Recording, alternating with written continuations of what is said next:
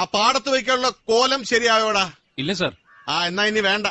ഇവിടെ ഒരു പുതിയ കോലം വന്നു. ഇന്ന് രാവിലെ അപ്പുക്കുട്ടന് സ്കൂൾ അവധിയാണ്, പക്ഷെ സീച്ചറിന് ജോലിക്ക് പോകണം. അതുകൊണ്ട് രാവിലെ എഴുന്നേറ്റ് കേട്ടോ. ഇപ്പൊ ഞാൻ നന്നായിട്ട് കിടന്ന് ഉറങ്ങുന്നുണ്ട്. നിന്റെ ഈ ഡയലോഗ് ഒന്നും ഇവിടെ വേണ്ട, അവിടെ മതി. പിന്നെ നീ ഒരു കച്ചറയാണെന്ന് അവർക്ക് മനസ്സിലാകരുത്. അങ്ങനെ രാവിലെ മുടിയൊക്കെ കെട്ടി പല്ലൊക്കെ തേച്ച് മുഖമൊക്കെ കഴുകി അടുക്കളയിലോട്ട് കയറി കേട്ടോ. ഈ നിഷ്കളങ്കമായ മുഖത്തേക്കൊന്ന് നോക്കടാ ഈശ്വര, എന്തൊരു ചൈതന്യം.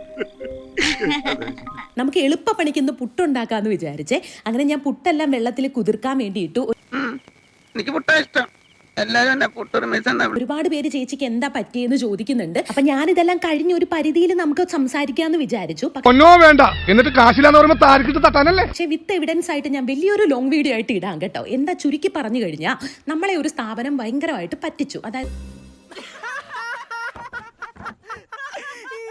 എന്റെ മുഖത്ത് ഒരു പാട് വന്നപ്പോൾ നമ്മൾ സ്വന്തമായിട്ട് ചികിത്സിക്കേണ്ട ഡെർമറ്റോളജിസ്റ്റിനെ കാണിക്കാന്ന് വിചാരിച്ചിട്ട് നമ്മൾ ട്രിവാൻഡ്രത്ത് കുറവങ്കോണത്തുള്ള ഒരു സ്ഥാപനത്തിൽ പോയി. ഡോക്ടറെ കാണാൻ അവിടെ ചെന്ന് കഴിഞ്ഞപ്പോൾ അതിൻ്റെ മെയിൻ ഡോക്ടർ ഒരു ലേഡിയാണ്.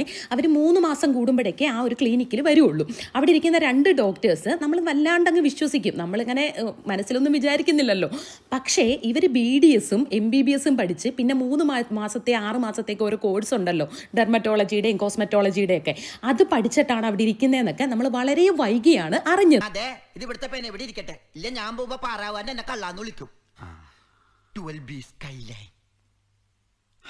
സത്യസന്ധനായ കള്ളൻ. ഇതെല്ലാം തിരക്കി അറിഞ്ഞു കഴിഞ്ഞപ്പോൾ നമ്മൾ നമ്മുടെ ബില്ല് ചോദിച്ചു കേട്ടോ. അപ്പൊ നമ്മുടെ ബില്ല് അവർ ഭയങ്കര കള്ളത്തരമായിട്ടാണ് തന്നത്. അതായത് നമ്മൾ കൊടുത്തതിന്റെ പകുതി പൈസയുടെ ബില്ല് മാത്രമേ അവർ തരുന്നുള്ളൂ.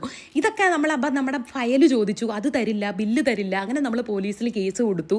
അങ്ങനെ അവരവിടെ വന്ന് ഒപ്പിട്ട് കൊടുത്തു. എന്നിട്ടും എനിക്ക് ഇതുവരെ അവർ പ്രോപ്പർ ആയിട്ടുള്ള ബില്ല് എനിക്ക് തരുന്നില്ല. അപ്പൊ ബില്ല് കേസ് കൊടുക്കണം, പോലീസ് അന്വേഷിക്കട്ടെ. അതെന്താ ഈ നാട്ടിൽ ക്രമസമാധാനം ഇല്ലാതായോ? അവിടെ നിൽക്കട്ടെ, എൻ്റെ ഫയലിൻ്റെ ട്രീറ്റ്മെൻറ്റ്, ഇതുവരെ എടുത്ത ട്രീറ്റ്മെൻറ്റിൻ്റെ ആ ഒരു ഫയൽ തരാൻ പറഞ്ഞു. അത് കോപ്പി എടുത്തിട്ടായാലും അവർ നമുക്ക് തന്നാൽ മതി. പക്ഷെ അതും തരില്ല. അവരെങ്ങനെയൊക്കെ കാണിച്ചാലും അതൊന്നും അവർ നമുക്ക് ഇതുവരെ തന്നിട്ടില്ല കേട്ടോ. അതിൻ്റെ ഒരു ടെൻഷനും, എനിക്കിങ്ങനെ ഒരാൾ ഇതുപോലെ ഇങ്ങനെ ചീറ്റ് ചെയ്യും എന്നുള്ളത് എൻ്റെ മനസ്സ് അംഗീകരിക്കാത്ത എൻ്റെ വിഷമവും സങ്കടങ്ങളും ഒക്കെ ആയിരുന്നു കേട്ടോ എനിക്ക് ഇത്രയും നാളും. സത്യം പറഞ്ഞ വിഷമം കൊണ്ട് ചത്താലോന്ന് വരെ തീരുമാനിച്ചതാ. അയ്യോ, എന്നിട്ട് എന്ത് പറ്റി? മരിച്ച പോസ്റ്റ്മോർട്ടം ചെയ്യലൊന്ന് പേടിച്ചിട്ടാ. പക്ഷെ ഇപ്പം നമ്മൾ ഹീലിംഗ് സെക്ഷനിലൊക്കെ എടുത്തു. അപ്പോൾ ഡോക്ടർ തന്നെ എന്നോട് ചോദിച്ചു, എന്തിനാ ഇങ്ങനെ എല്ലാവരെയും വിശ്വസിക്കുന്നതെന്ന്. അങ്ങനെ ഞാനിപ്പോൾ ഓക്കെ ആയി വരുന്നുണ്ട് കേട്ടോ. അപ്പോൾ ഇതിൻ്റെ ഫുൾ ഡീറ്റെയിൽസ് ആയിട്ട് ഞാനൊരു വീഡിയോ മൊത്തത്തിൽ നിങ്ങൾക്ക് ചെയ്യുന്നതായിരിക്കും. അപ്പോൾ പിന്നെ അത്രേ ഉള്ളൂ മക്കളെ. ഇപ്പം എല്ലാവർക്കും മനസ്സിലായെന്ന് വിചാരിക്കുന്നു. ടാറ്റോ ബൈ, സീ യു. അറിഞ്ഞില്ല, ഞാൻ പോട്ടാ. ഞാനും വരുന്നു. ചുമ്മാ വരി.